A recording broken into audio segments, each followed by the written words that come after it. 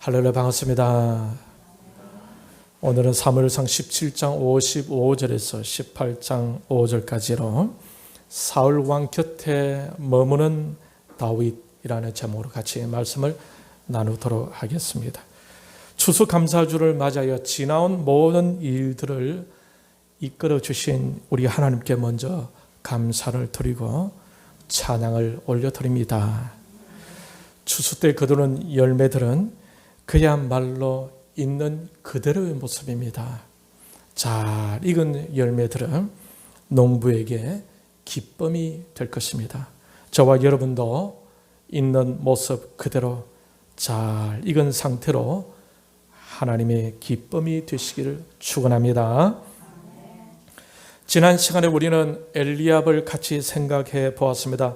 사무엘 선지자가 기름 부을 뻔했을 만큼 외모와 키가 턱줄 났던 엘리압이었지만 그 중심이 영적이지 못해서 하나님의 기쁨이 되지 못합니다.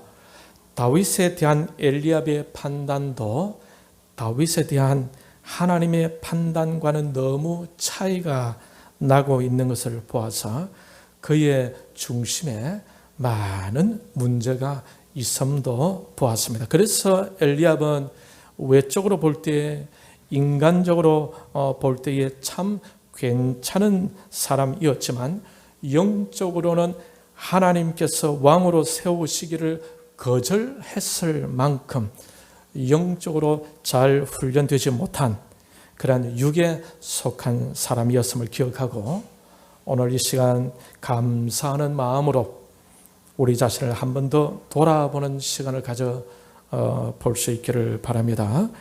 그러므로 하나님께서 다윗을 통해 일을 해 나가시는 데 있어서 엘리압은 전혀 도움이 되지 않던 사람이었다는 거죠.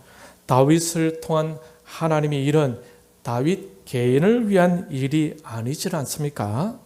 그것은 하나님의 나라의 공동체를 위한 일입니다. 그 거룩한 일에 엘리압은 부적합한 사람이었다는 것입니다. 저와 여러분은 이왕 신앙 생활하는 것, 하나님의 일이 성취되는 그 흐름에 긍정적이고 적극적인 순종하는 자세로 서 있어야 할 것입니다. 오늘은 다윗에 대해서 좀 더 같이 생각해 보기를 원하는데, 다윗의 아버지는 누구였습니까? 이름이 어떻게 되죠? 이새죠. 이새의 조상을 거슬러 올라가 보면 이렇습니다. 다윗의 아버지가 이새죠. 이새의 아버지는 오벳입니다. 오벳은 어떻게 태어났느냐 하면 룻기서에서 나오는 룻과 보아스 사이에서 태어납니다. 그런데 이 룻이라는 여자는 유대인이 아니라 모압 여자였습니다. 룻기서 1장 1절 이후에 보면은 한 가정이 나오는데 남편은 엘리멜렉, 그의 아내는 나오미입니다. 고향 땅에 흉년이 들자 이 엘리멜렉은 아내인 나오미와 두 아들을 데리고 모압 땅으로 내려가서 살게 됩니다. 어느 날 남편 엘리멜렉이 그만 죽고 말죠. 나오미는 혼자서 두 아들을 데리고 타국 땅에서 살게 되었습니다.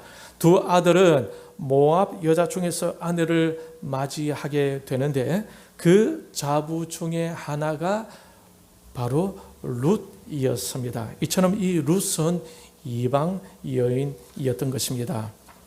이 당시에 유대인들은 이방인과 결혼하는 것을 금지하고 있었습니다. 그것은 하나님의 율법을 어기는 것으로 보았습니다. 그러니 나오미의 두 아들이 모압 여자와 결혼하는 것은 하나님께 합당한 것은 아니었던 것입니다. 그러므로 그들은 비록 불가피한 사정으로 모압 땅으로 이주했다 하더라도 마땅히 하나님의 선택받은 민족으로서의 정체성은 유지했어야 했던 것이죠. 유대 지방과 모압 지방은 거리상으로 그렇게 먼 곳은 아니었기 때문에 그들은 마음만 먹었더라면 아내를 유대 땅에서 충분히 데려올 수도 있었을 것입니다. 그러나 나오미의 두 아들은 정처 없이 이방 땅에서 살면서 이방 풍습과 문화에 자연스럽게 동화되어 하나님을 섬기지 않는 여인들과 결혼하는 것을 주저하지 않았던 것으로 보입니다. 그런데 남편이 죽은 뒤에 10년 후 그 두 아들마저도 죽게 됩니다. 이제 시어머니 나오미와 두 자부만 남게 되었습니다. 시간이 지나면서 유대 땅으로부터 좋은 소식이 들려왔습니다. 이제 유대 땅에 기근이 다 지나고 하나님께서 자기 백성들에게 양식을 풍성히 주셨다는 소리를 접하게 되었습니다. 그래서 시어머니 나오미는 자부들을 자기들의 친정집으로 돌려보내고 유대 땅 베들레헴으로 돌아가고자 했던 것입니다. 두 자부는 울면서 시어머니와 함께 가겠다고 합니다. 시어머니 나오미는 그들에게 자기 집으로 돌아가라고 간곡하게 권유를 했고, 한 자부는 집으로 돌아가고 룻은 시어머니에게 이렇게 말합니다. 룻기 1장 16절 17절을 보면은 룻이 이르되 내게 어머니를 떠나며 어머니를 따르지 말고 돌아가라 강권하지 마옵소서. 어머니께서 가시는 곳에 나도 가고 어머니께서 머무시는 곳에서 나도 머물겠나이다. 어머니의 백성이 나의 백성이 되고 어머니의 하나님이 나의 하나님이 되시리니 어머니께서 죽으시는 곳에서 나도 죽어 거기 묻힐 것이라. 만일 내가 죽는 일 외에 어머니를 떠나면 여호와께서 내게 벌을 내리시고 더 내리시기를 원하나이다 라고 말을 했어요. 여기서 만일 내가 죽는 일 외에 어머니를 떠나면 여호와께서 내게 벌을 내리시고 더 내리시기를 원하나이다. 이 구절은 저주를 동반한 맹세의 구절입니다. 원어 성경 주석은 이 표현에 대해서 이렇게 말하고 있습니다. 이 정도의 표현은 목숨을 건 엄숙하고 장엄한 맹세의 표현이다 라고 이렇게 말하고 있습니다. 룻의 이 고백에 분명히 여호와의 이름이 나와 있습니다. 룻은 모압 사람이기 때문에 모압의 신 그모스의 이름으로 맹세했어야 했지만 룻은 시어머니 나오미를 통하여 여호와 하나님을 알고 신뢰하고 있었음을 알 수가 있습니다. 룻기 1장 18절에 보면 시어머니 나오미가 룻이 자기와 함께 가기로 굳게 결심하였음을 보았다고 하고 있습니다. 이렇게 굳게 결심하였다는 것은 룻이 그 어떤 권유와 설득에도 흔들리지 않을 정도의 자기 결심을 나오미에게 보였다는 말입니다. 룻이 만약 유대 땅으로 가게 되면 자신이 이방인이기 때문에 유대인들로부터 당할 그 어려움을 생각하지 않았겠습니까?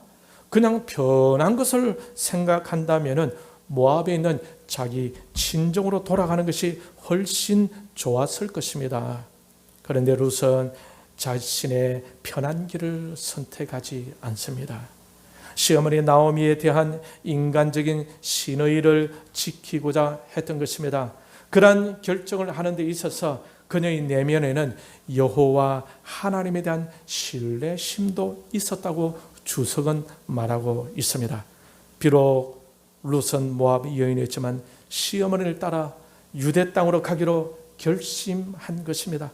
비록 유대 땅에서 이방인이라고 천대받을 수도 있겠지만 혼자 약한 몸이 된 시어머니를 버리지 못하고 시어머니에 대한 의리를 지키며 또한 여호와 하나님에 대한 신뢰심을 가지고 그 고난의 길을 따라 나선 것입니다.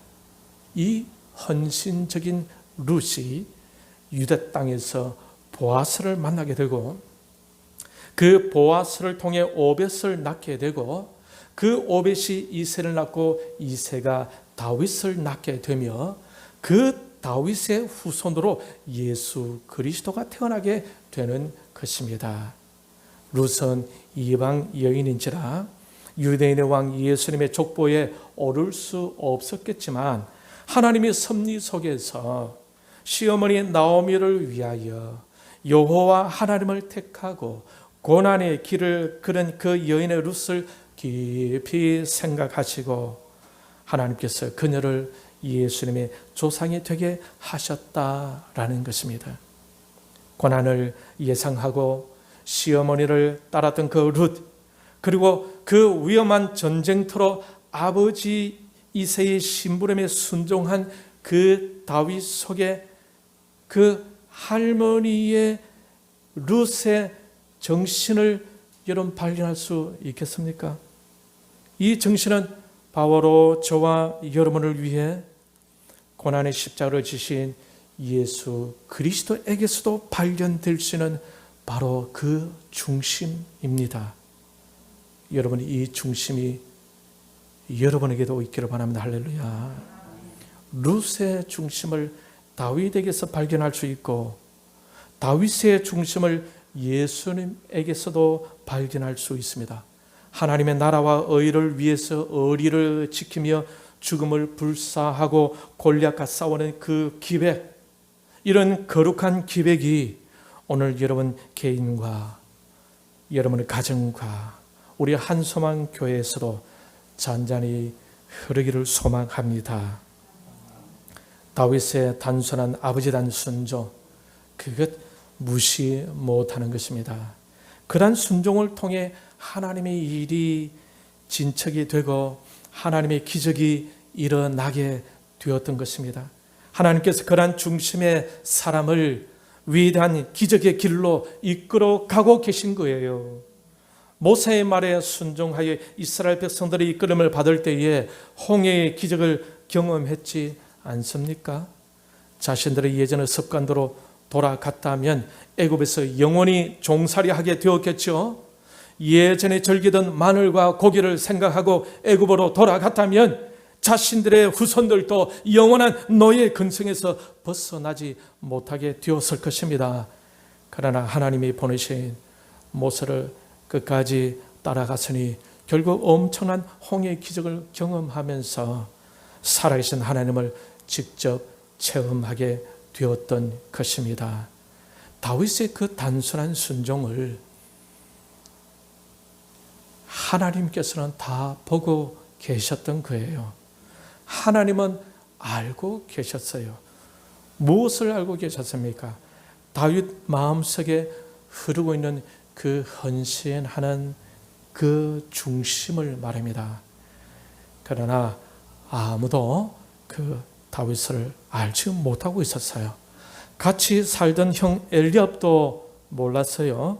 그런데 엘리압은 다윗이 사무엘 선지자를 통해 기름 부음 받았다는 것을 알고 있으면서도 다윗을 이끌어 가실 그 하나님을 인지하지 못했다라는 것입니다.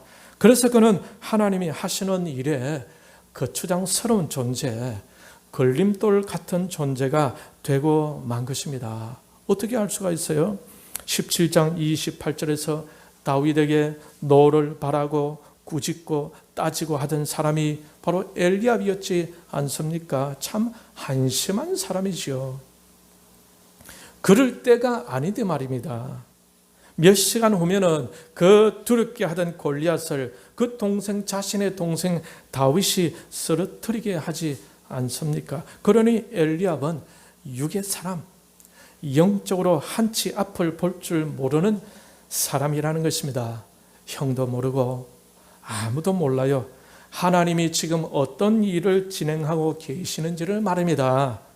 오늘 본문 사울 왕도 모르고 있습니다. 55절을 보게 되면 55절 같이 읽겠습니다. 시작. 사울은 다윗이 블레셋 사람을 향하여 나아감을 보고 군 사령관 아브넬에게 묻되 아브넬아, 이 소년이 누구의 아들이냐? 아브넬이 이르되 왕이여, 왕의 사심을 맹세하옵나니 내가 알지 못하나이다.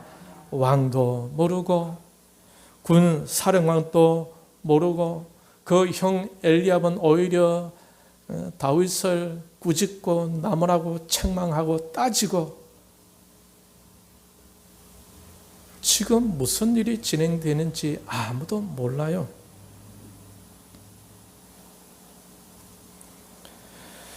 왕도 모르고 군 사령관도 모르는, 전혀 알려지지 않던, 아직 숨겨져 있던 그 사람이 바로 다윗이었습니다. 여러분도 이러한 다윗과 같이 아직 숨겨진 훌륭한 일꾼들이시길 바랍니다. 그렇게 되면 얼마나 감사가 되고 기쁠 것 같습니까? 그리고 그렇게 되면 후손들은 또 언약 안에서 얼마나 잘 될 것 같습니까? 우리 옆에 있는 분들에게 다윗과 같이 중심 있는 사람이 됩시다. 같이 시작. 다윗과 같이 중심 있는 사람이 되시길 바랍니다. 할렐루야. 여러분도 알다시피 다윗이 대단한 것이 아니라고 그랬죠. 다윗 배후에서 역사하시는 하나님이 대단하시는 거예요. 문제는 하나님이 배후에서 거룩하게 역사해 주시느냐, 이것이 문제인 것입니다. 사울 배후에서도 하나님이 역사해 주셨죠. 사울을 왕으로 세우시기도 하고, 또 중심이 마음에 들지 않아서 그를 왕의 자리에서 내려앉게도 하신 분이 하나님이십니다. 홈리와 비나스는 어떻습니까? 언약궤를 가지고 전쟁터로 나갔지만 평상시에 그들의 불량한 모습을 다 보고 계셨던 하나님께서 그 전쟁터에서 그 언약궤도 빼앗겨 버리게 하고 그들을 죽게도 하셨습니다. 그런데 다윗이 가진 무기라고는 물맷돌 한 개와 짝대기 밖에 없었으니 인간적으로 보면 분명히 질 수밖에 없는 싸움이지 않습니까? 그러나 하나님께서는 그 다윗으로 하여금 거인 골리앗을 쓰러뜨리도록 역사하셨다라는 거예요. 하나님께서 왜 이렇게 차별하여 역사하십니까? 하나님은 바로 중심을 따라 역사하시는 분이시기 때문에 그렇습니다. 우리 하나님의 보는 눈은 정확한 거예요. 그래서 사람들은 볼 때에, 사무엘이 엘리압을 볼 때에 용모와 키를 받지 않습니까? 야, 얘가 하나님이 찾으시는 그 사람이구나 했는데, 사람이 보는 것하고 하나님 보는 것 달라요. 하나님은 하나님께서 보시는 그대로 판단하시고 그 중심을 따라 움직이시는 분이신 것입니다. 여러분, 여러분의 중심은 어떻습니까? 하나님께서 여러분의 중심을 보시고 다윗에게 역사하신 것처럼 여러분의 배후에서도 하나님의 역사가 있기를 간절히 바랍니다. 다윗은 어떤 사람입니까? 아무도 모르고 있던 사람이었어요. 아무도 모르는 중에 하나님만은 다윗을 아시고 그 다윗을 세워가고 있었던 것입니다. 여러분, 이러한 일이 여러분 개인에게서도 일어나기를 축원합니다. 여러분의 가정에서도 일어나기를 축원합니다. 우리 교회에서도 일어나기를 소원합니다. 이 나라에서도 일어나기를 간절히 바랍니다. 이런 일은 무엇을 통해서 시작됩니까? 순종을 통해서. 순종은 겸손을 표현하는 것입니다. 겸손은 순종을 통해서 드러납니다. 순종은 그 중심을 보여주는 거예요. 다윗의 경우를 볼 때 하나님은 다윗의 그 단순한 순종으로 시작해서 하나님의 놀라운 일을 보여주고 계심을 볼 수가 있는 것입니다. 의롭게 이랜드 창업자 박성수 장로의 간증을 들어보면 이런 얘기가 있습니다. 자신이 어떻게 하나님 복을 받게 되었느냐 하는 것에 대한 간증인데, 그 회사는 이렇게 출발되어졌다고 합니다. 그 당시 그의 직분은 집사였는데 박 집사에게는 하나밖에 없는 여동생이 있었다고 합니다. 그런데 부모님이 그 여동생을 불신자와 결혼시키려고 하였다는 거죠. 박 집사는 결사적으로 반대했습니다. 그러나 그 결혼은 억지로 강행됩니다. 그러자 박 집사는 결혼식장에도 가지 않습니다. 그러니까 부모는 화가 나서 괘씸하다며 500만 원을 주어서 집에서 쫓아내버렸습니다. 그는 신촌 로타리 앞에 2평짜리 가게를 얻어 옷 장사를 시작합니다. 박 집사는 그곳에서 개업 예배를 들을 때에 그는 철저히 하나님 중심으로 가게를 운영하기로 서약합니다. 그리고 하나님께 이렇게 기도했습니다. 하나님, 저는 하나님만 의지합니다.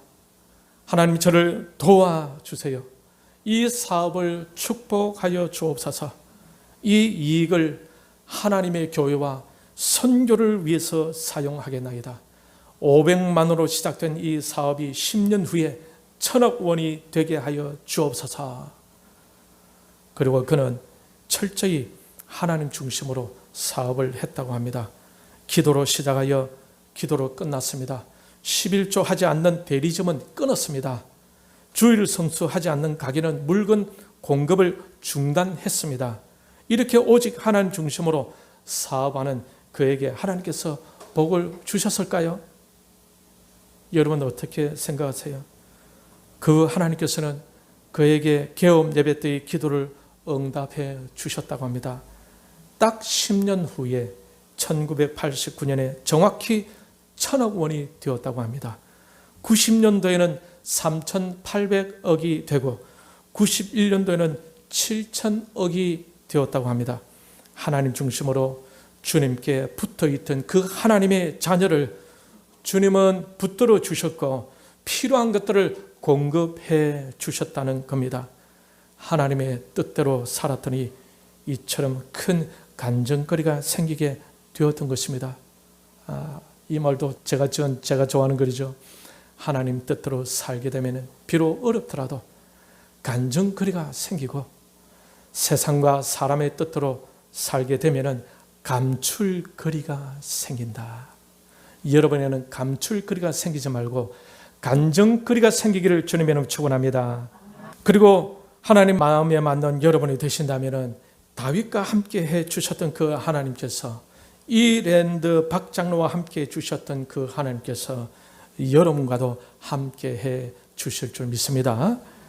다윗의 경우를 볼 때에 중심이 있는 순종의 사람에게 하나님께서 은혜를 주시고 복을 주시고 능력 주심을 알 수가 있습니다. 여러분에게도 이런 귀한 믿음의 간증들이 쏟아질 수 있기를 간절히 바랍니다. 이젠 다윗이 사울 왕 앞에 서게 됩니다. 그는 양을 치고 있어야 했는데 그저 순종하는 삶을 살다 보니까 왕이 그를 부르게 되었다는 거예요. 57절을 보게 되면 다윗이 그 블레셋 사람을 죽이고 돌아올 때에 그 블레셋 사람의 머리가 그의 손에 있는 채 아브넬이 그를 사울 앞으로 인도하니 지금 들에서 양을 치고 있어야 할 다윗이 왕을 대면하게 된 것입니다. 진짜가 나타났어요. 진짜가. 기름 부음 받을 뻔했던 엘리압은 이 이후에는 성경에 이름도 거론되지 않습니다. 그렇게 다윗을 우습게 보고 꾸짖었던 엘리압은 여기부터는 사라지고 마는 것입니다. 다윗을 얕보았다는 것은 하나님을 얕보았다는 것이 아니겠습니까? 하나님께서 쓰실 진짜가 드디어 드러나게 된 거예요. 여러분도 이러한 진짜가 되시길 바랍니다. 가짜가 되면 안 돼요. 진짜가 되어야지. 이런 진짜는 어떻게 해서 되는 것입니까? 중심이 하나님께 맞아야 하는 것입니다. 사울은 하나님의 말씀을 지키지 아니했죠. 사무엘상 15장 11절에서도 이렇게 말씀하고 있는데 내가 사울을 왕으로 세운 것을 후회하노니 그가 돌이켜서 나를 따르지 아니하며 내 명령을 행하지 아니하였음이니라. 이렇게 하나님의 말씀을 따르지도 아니하고 하나님 명령을 행하지도 아니하면서 나중에는 다윗을 죽이려고 하고 있는 사람이 사울입니다. 엘리압과 사울이 갇혀 하나님이 자기들에게 주신 말씀을 행하지 않아요. 하나님이 자기들에게 명령하신 말씀을 어기는 것에 전혀 죄책감이 없어요. 그러면서도 하나님이 데리고 일하시는 다윗을 꾸짖고 책망하고 죽이려고 했던 사람이 사울이고 엘리압인 것입니다. 참 안타깝죠. 사울은 하나님을 따르지 않고 하나님 명령을 행하지 않고 그러면 무엇을 했단 말입니까? 자기를 위해서 자기 판단을 따르고 사람의 말을 쫓았다는 말입니다. 하나님께는 불순종하고 자신과 사람들에게는 순종하는 이 어리석은 이스라엘 왕은 그야말로 하나님의 복을 차고 있던 바보예요, 바보. 그런데 다윗은 어떤 사람이었습니까? 중심이 하나님 마음에 맞는 사람이었어요.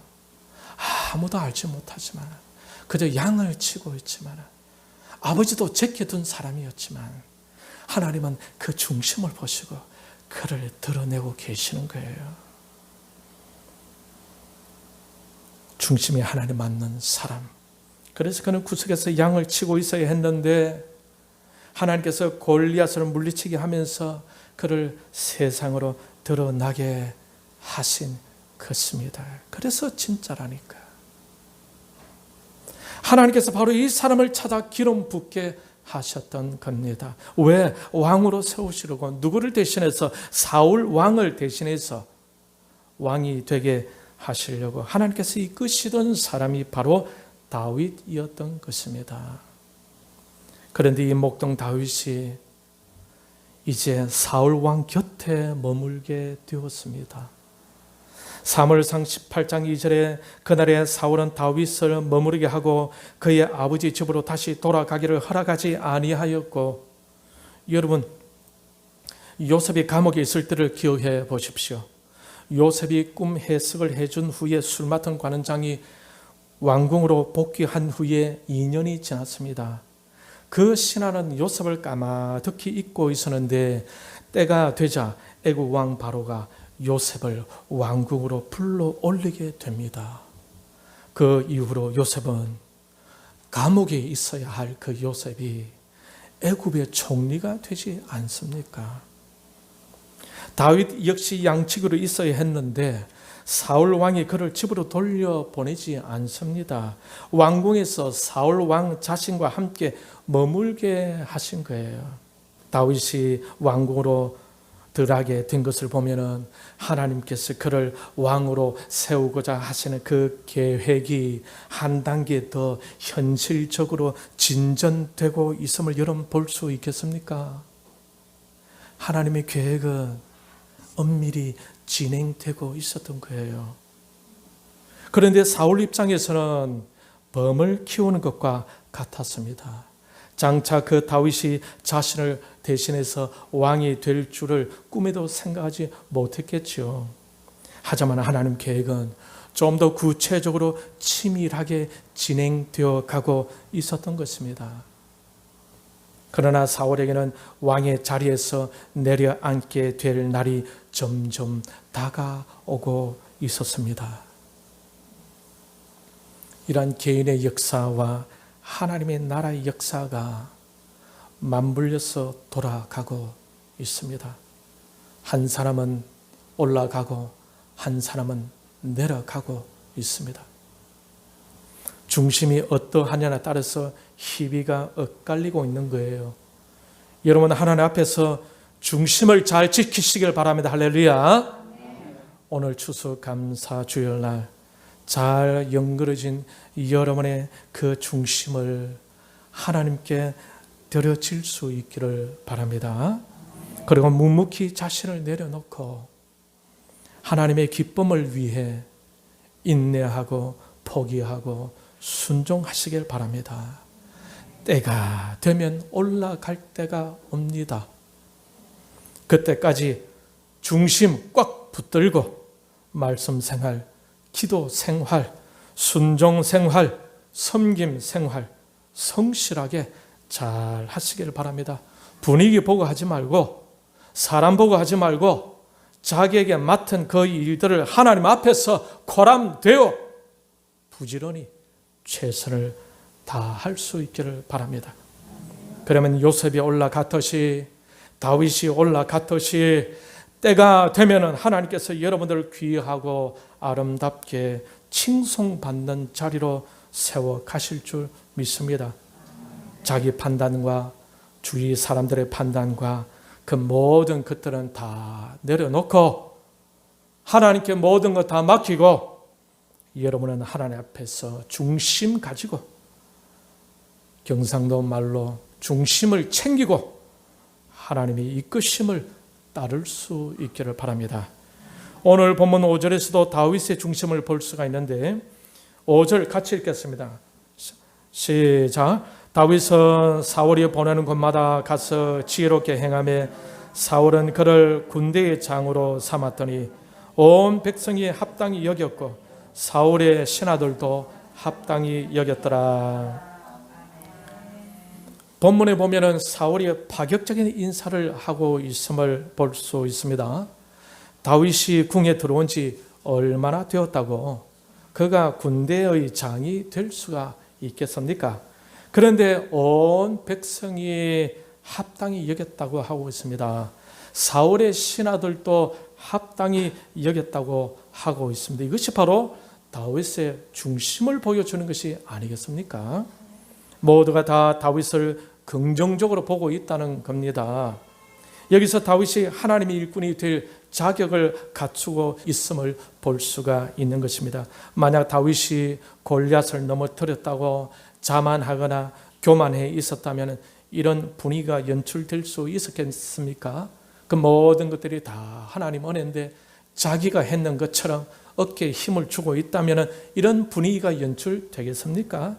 만약 교만하고 완악한 상태에서 백성들도 원하지 않고 사울의 신하들도 원하지 않는다면 어떻게 그가 군대의 장이 될 수가 있겠습니까? 그렇게 되었다면 그는 왕이 되어서는 안 될 사람인 거죠. 하나님의 일꾼은 사람의 일을 하는 것이 아니라 하나님의 거룩한 일을 하는 것입니다. 결국 그 일을 통해서 영혼을 회복시키고 영혼에게 위로를 주고 영혼을 살리고 영혼들을 이끌어가고 멘토와 코칭 역할을 해 나가면서 교회를 살리고 하나님 나라를 굳건하게 하는 일을 하는 것이에요. 사람의 일을 하는 것이 아닙니다. 그러므로 백성들과 신하들의 귀감이 되어야 군대의 장이라는 역할을 제대로 할 수 있지 않겠습니까?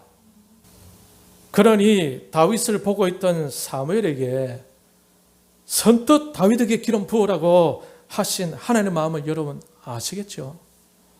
여러분도 이처럼 하나님 마음에 쏙 드는 다윗과 같은 중심이 바른 사람, 그래서 하나님이 언제든지 쓸 수 있는 사람이 되어야 할 줄 믿습니다.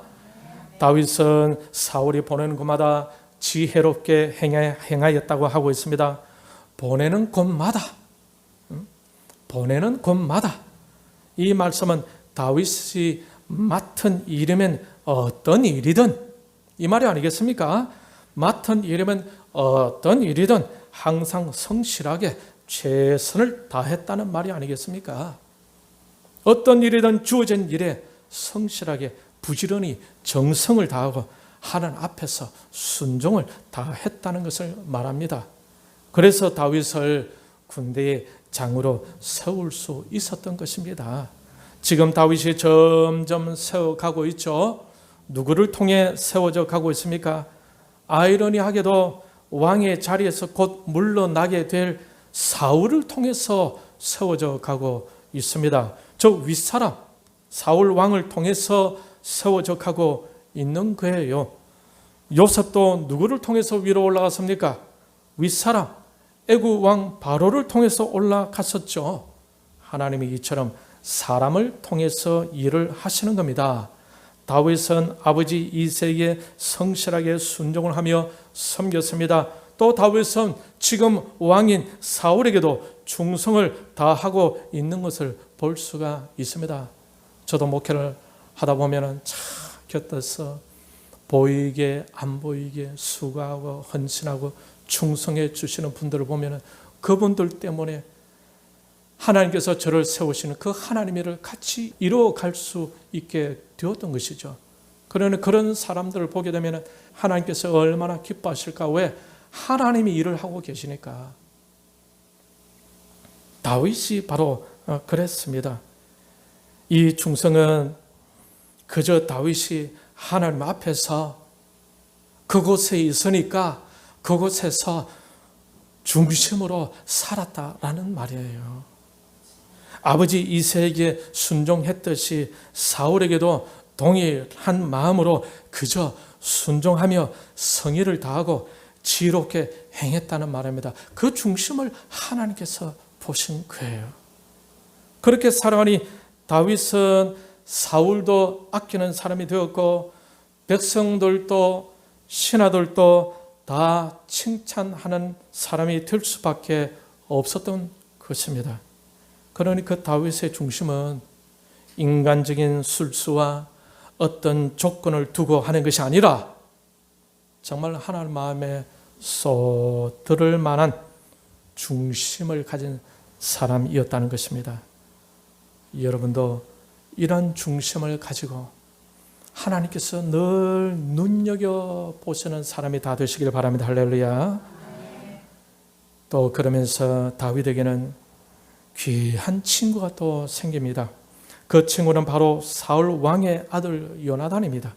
3절에 보면 요나단은 다윗을 자기 생명같이 사랑하여 더불어 언약을 맺었으며 4절에 요나단이 자기가 입었던 겉옷을 벗어 다윗에게 주었고 자기 군복과 칼과 활과 띠도 주었다고 하고 있습니다. 이 친구 요나단은 다윗이 위기를 당하여 생명을 보존할 때에 귀한 역할을 하게 되고 다윗을 통해 하나님의 거룩한 계획이 이루어져 갈 때에도 엘리압과 다르게 귀한 역할을 하게 됩니다. 이렇게 중심으로 순종하며 살아갔더니 하나님의 구원의 계획에 귀하게 협력하는 친구를 얻게 되었다라는 거예요. 그런데 내가 하나님 중심으로 살아가게 되면 이런 사람을 만나게 되는 것입니다. 그리하여 함께 하나님 나라가 이루어져 가게 되는 거예요.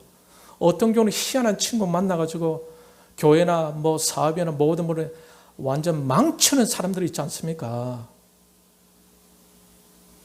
하나님 교회는 그런 일이 있어서는 안 되겠죠. 내가 다윗처럼 중심으로 가니까 내 중심을 알고 접근하는 사람. 그죠?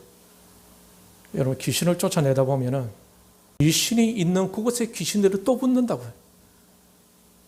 다윗의 중심을 가지고 살아가게 되면은 때로는 어렵고 힘들겠지만은 그러나 끝까지 인내하며 하나님 나라와 의를 생각하고 나가게 되면은 그러한 사람을 하나님 붙여주시는 왜? 내 중심을 알게 되는 사람이 있거든. 너무 귀해서 같이 붙는다는 거예요. 저와 여러분은 하나님께 중심을 가지고 때로는 다윗처럼 외로울 때 있습니다. 형 엘리압도 뭐라 하고 나무라지 않습니까? 혼자서 하나님만 바라보고 얼마나 외로워요. 얼마나 고독해요. 그러나 우리는 하나님의 복을 받아야 할 사람들이 아닙니까? 하나님으로부터 오는 은혜가 필요한 사람들이잖아요. 그러면 우리는 중심을 가지고 다윗처럼 나아가야 한다라는 것입니다. 중심으로 나아가니 하나님께서 이런 귀한 친구도 붙여주신 것입니다. 점점 다윗은 양측에서 왕의 면모를 갖춰가고 있는데 이것이 다윗 스스로가 하고 있는 것입니까? 아니면 주위의 사람들에 의해서 되어져 가고 있는 것입니까? 어떻습니까? 여러분 그 중심이 하나님이 기뻐하시는 중심이 되니까 주변 사람들을 통해서 조금씩 진행되어져 가는 다윗을 볼 수가 있겠습니까? 하나님께서는 그런 방법으로 하시는 거예요. 자기가 왕자리에 차지하려고 그건 마귀예요, 마귀. 자기가 어뜸이 되고자 막 발버둥치는 그 마귀입니다. 자기가 최고의 자리를 기어 오르려고 하는 것은 그 귀신 아니면 마귀예요. 하나님의 방법은 자기가 어떻게 자리를 차지하려고 하는 것은 아닙니다. 때로는 그런 사람들도 있죠. 그건 정확하게 진단해야 돼. 그거는 성령이 아니라 마귀다는 거예요. 여러분, 사울 왕은 어떻습니까? 점점 형편 없어져 가고 있죠. 왕은 골리앗 앞에서 떨고 있다가 어린 다윗이 용맹스럽게 나가 골리앗을 무찔렀으니 왕의 체면이 바닥으로 떨어지게 되지 않았겠습니까?